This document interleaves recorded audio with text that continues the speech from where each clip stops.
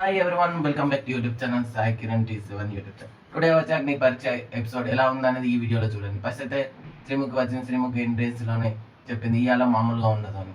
తర్వాత జడ్జెస్ వచ్చాక తర్వాత అయితే ఫస్ట్ అయితే కంటెస్టెంట్ ఎక్స్ కంటెస్టెంట్ అయితే అగ్ని పరీక్ష ఎక్స్ కంటెస్టెంట్ అయినా వచ్చాడు.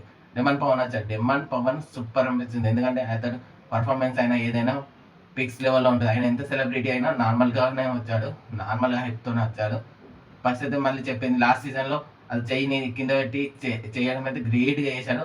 అది మళ్ళీ ఒకసారి పర్ఫార్మెన్స్ చేసింది అయితే ఇరుగా తీసిండు. అయితే రామకృష్ణ ఆయనకు పోటీ పెట్టిండు, కానీ డిమాండ్ పవన్ అయితే ఇరుగా తీసిండు. ఫస్ట్ అయితే టాస్క్ అయితే పజిల్ టాస్క్ అయితే పెట్టిండు. పజిల్ టాస్క్ అయితే ఘోరంగా అనిపించింది. అది ఇద్దరు మంచిగా ఆడలేదు. నాకు అది డిస్టర్బెన్స్గా అయిపోయింది. అసలుకి అది ఎందుకు ఆడిన ఆ గేమ్ ఎందుకు పెట్టిండు, అసలు వాళ్ళిద్దరిని ఎందుకు సెలెక్ట్ చేసిండు అనిపించింది. ఫస్ట్ అయితే రామకృష్ణ, తర్వాత శశిని సెలెక్ట్ చేశారు. ఒక గ్రిడ్ ఉంటుంది, దాంట్లో ఫజిల్ ఉంటుంది. ఒక ఫజిల్ ఉంటుంది, అది చూసి అక్కడ పెట్టమన్నది. 5 ఛాన్సులు ఇస్తాం, 5 ఛాన్సులు చూసుకుంటూ పెట్టండి. మీరు పెట్టినప్పుడల్లా ఒక ఎండు మార్క్ ఒక బాక్స్లో ఉండాలి అని అన్నారు. కానీ అట్లా గేమ్ ఇచ్చినా కానీ ఎవ్వరు పెట్టలేదు. అసలు నాకు చెత్త గేమ్ అనిపించింది. మీకేమనిపించిందో కింద కామెంట్ చేయండి. నాకు చెత్తగా అనిపించింది. ఇద్దరు దరిద్రంగా ఆడారు. అసలుకి ఎందుకు ఈ వరస్ట్ గేమ్ అనిపించింది. లాస్ట్కి అయితే శశి 10 పెట్టింది, రామకృష్ణ 4 పెట్టారు. నాకైతే అది ఎందుకు బతుకు అనిపించింది.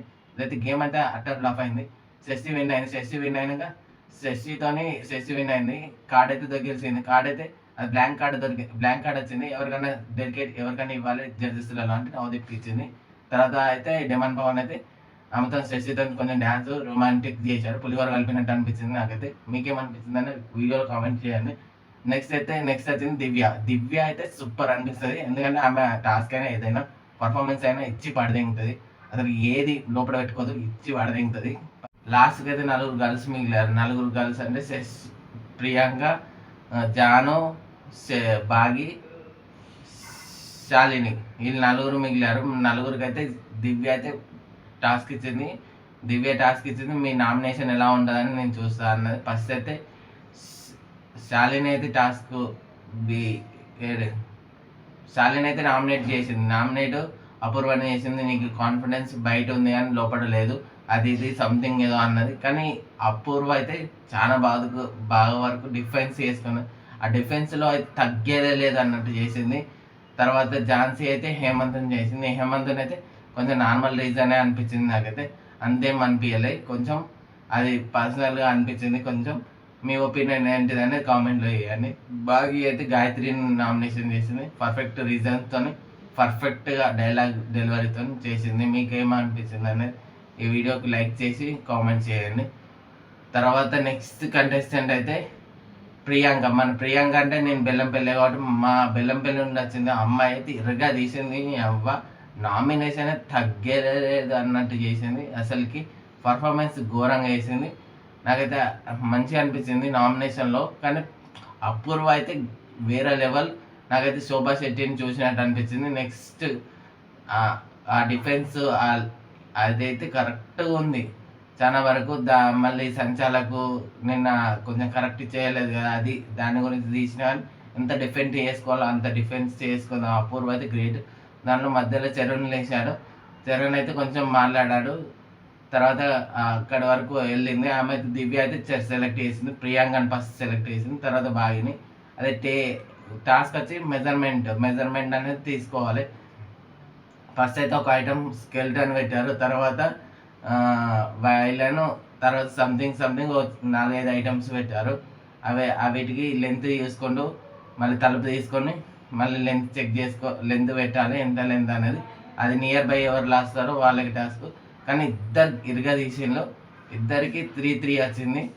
లాస్ట్ది అయితే ఒకటి ఉండే, లాస్ట్ ఒకటి మళ్ళీ సేమ్ టాస్క్ పెట్టారు. లాస్ట్కి అయితే బాగి విన్ అయింది.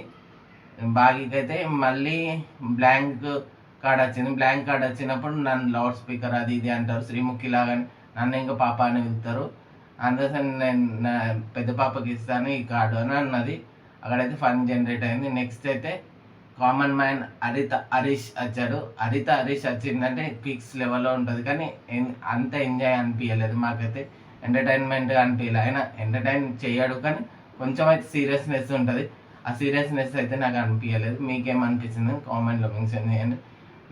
నెక్స్ట్ అయితే టాస్క్ అయితే పెట్టారు. Thread task, supporting task something. అదైతే చెండాలంగా అనిపిస్తుంది. ఆ టాస్క్ ఎందుకు పెట్టినా, ఆ సపోర్టింగ్ ఏందో నాకు ఏం అర్థం కాలే. ఆ తాడు కట్టడం శాలిని ఉన్న ఝాన్సీ, వాళ్ళైతే ఝాన్సీకి 7 మెంబర్స్ సపోర్ట్ చేస్తే శాలినికి 5 సపోర్ట్ చేశారు. దానిలో అయితే ఇండివిజువల్గా అయిపోతుంది. ఒక్కొక్కరు మనస్తత్వం బయటపడుతుంది ఇప్పుడిప్పుడే. ఈ లెవెల్లో అయితే ఝాన్సీ సెలెక్ట్ అయింది. ఝాన్సీ అయితే గేమ్ది ముందు ఆడడానికి టైం ఉంది. అయితే ఒక కార్డ్ అయితే గెలుచుకున్నది. ఆ కార్డు గెలుచుకున్న తర్వాత అయితే అభిజిత్కి అయితే ఎవరు కార్డు ఇవ్వలే. అభిజిత్ లాస్ట్ మూమెంట్ ఒక బాంబు వేల్చాడు.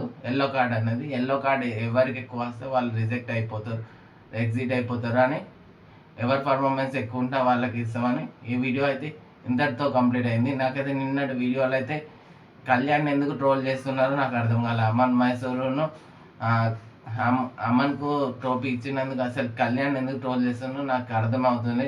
అసలు కళ్యాణ్ అయితే ఫెయిర్గానే ఉంటాడు. అసలుకి ఒక కామన్ మ్యాన్కి ఎలా ఉండాలో అలా ఉంటాడు.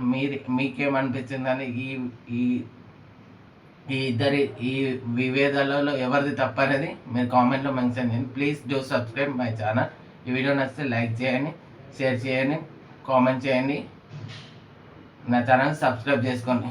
Please support me more videos గురించి నా ఛానల్ ఫాలో కానీ. బిగ్ బాస్ అప్డేట్స్ ఎప్పటికప్పుడు ఇచ్చేస్తూ ఉంటాను.